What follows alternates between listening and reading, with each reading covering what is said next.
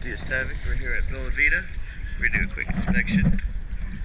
Boat was painted at Sadler within the last month, so we're going to go check her out, check the zigs out, all that.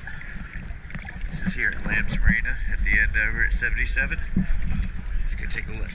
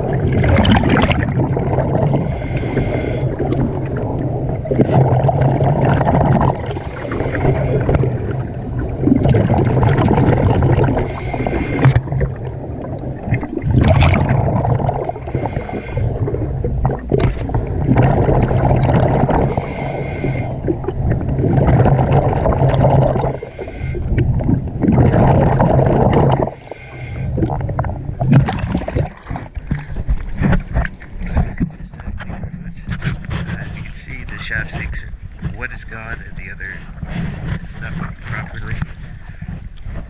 So this boat will need shaft sinks. First plating.